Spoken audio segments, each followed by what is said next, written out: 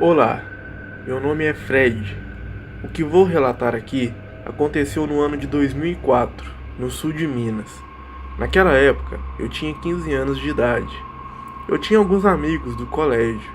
Certo dia, na escola, um de meus amigos, que se chamava Thales, chamou a mim e mais outro amigo, que se chamava Bruno, para que fôssemos para a fazenda do vô dele no próximo final de semana. Ele ainda nos chamou sem dar maiores alarmes, pois ele tinha outros amigos na nossa sala, mas não podia chamar todo mundo, pois os pais dele não deixariam que chamasse mais de dois.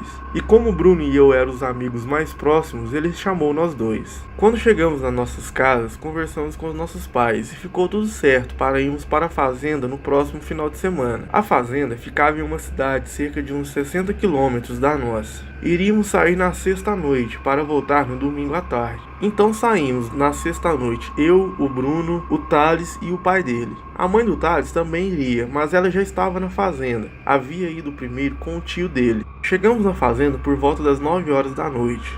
Logo de começo foi aquela farra. 3 amigos adolescentes passando um final de semana inteiro em uma fazenda. Moravam na fazenda os avós do Thales e também estavam lá alguns tios e tias dele, que sempre iam para lá nos finais de semana.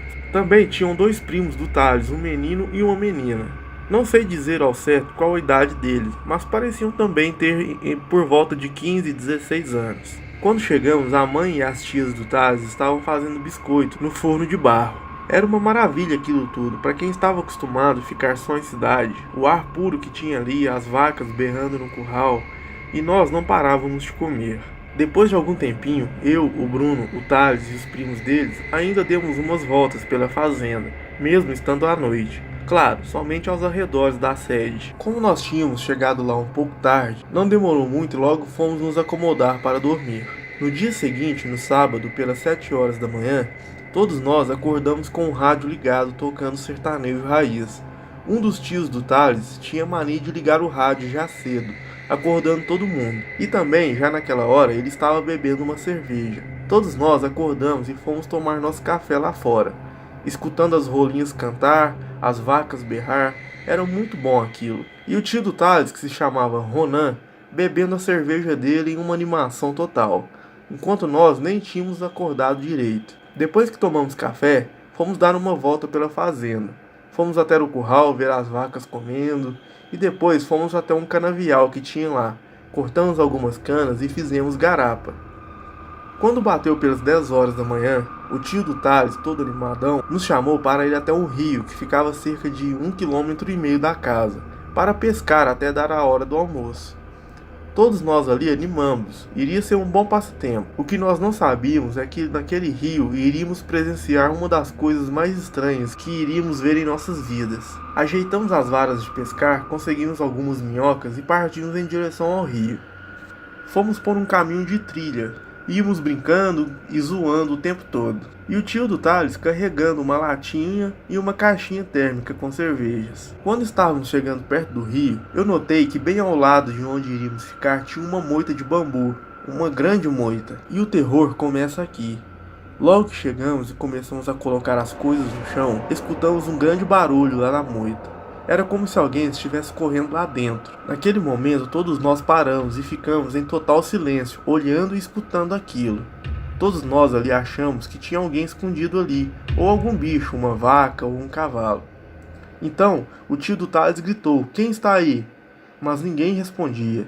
E continuava o barulho de alguma coisa correndo lá dentro. Aquela coisa parece ter corrido em direção à beira da moita de bambu, pro lado onde estávamos. E então deu para ver alguma coisa. Aquela criatura parou e ficou olhando para nós. Era uma criatura negra, andava de pé. Parecia ser um homem, mas ao mesmo tempo dava para perceber que aquilo não era um ser humano. Todos nós ali, os garotos, começamos a gritar e a começar a se afastar daquele local, enquanto o tio do Thales gritava para a gente ficar calmo, e em seguida insistia para que a criatura saísse dali. Mas a criatura não saía. Aquela criatura novamente entrou para o meio da moita de bambu, fazendo um barulho muito estranho. Ela parecia estar com medo, encurralada, e querendo de alguma forma sair dali. Nós continuamos ali parados, sem saber o que fazer. Um momento depois, a criatura continuou fazendo barulho, correndo dentro da moita, e em seguida escutamos um barulho na água, como se alguém tivesse mergulhado. Só podia ser aquela coisa. Corremos em direção à margem do rio, e quando chegamos, não podíamos acreditar no que estávamos vendo. Tinha uma criatura dentro da água, somente com a cabeça de fora olhando para a gente. Quando ela percebeu que chegamos na margem e estávamos olhando para ela, ela mergulhou e sumiu nas profundezas. Todos nós ficamos pasmos ali, nos perguntando o que seria aquilo que tínhamos acabado de ver. Perdemos até o pique de pescar e voltamos na mesma hora para a casa da fazenda.